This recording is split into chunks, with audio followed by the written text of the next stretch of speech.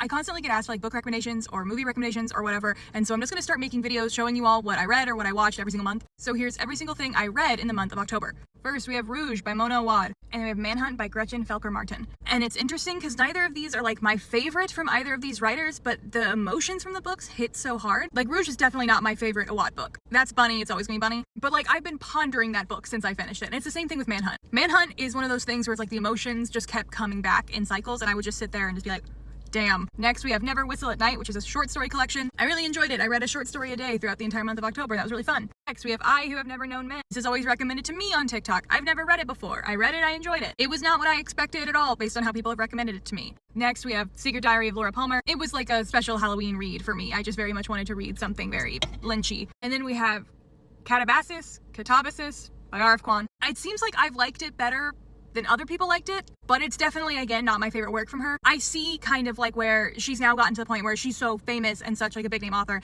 that she's not going to get as much editing critique, from her team. And so there were some moments where I just felt like it dragged or the pacing got really weird, but overall I enjoyed it. I don't regret reading it. Don't know if I'll reread it anytime soon though.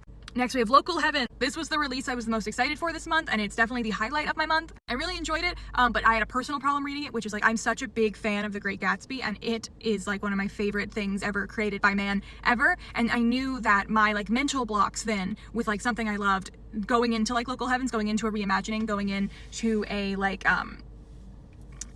retelling with a lot of changes, I knew I would struggle with a little bit of it. And that's kind of what happened to me, is that I wish I could like wipe The Great Gatsby from my brain to read Local Heavens, because Local Heavens is so much better, I think, as a standalone rather than a Gatsby retelling. I don't know if that makes any sense. I'm excited for her other works that come from a more like original place, because I think that her world building was really good. And I just want to see what she can do outside of the confines of like reimagining. And then last, we have Punished: Policing the Lives of Black and Latino Boys by Victor Murillo. Really good, really upsetting, but in a way that needs to be upsetting. I recommend this. This is a nonfiction one. This is even more important now, just with what we're seeing with the current administration. I think this is highly recommended reading. Obviously, check all the trigger warnings before you read anything I recommend. My limits are going to be very different than your limits when it comes to reading, but if you could only pick 2 books from this list, I would say Local Heavens and Manhunt. They are the 2 fiction pieces on this list that I feel like impacted me the most this month. But yeah, in part 2, it'll be movies and TV.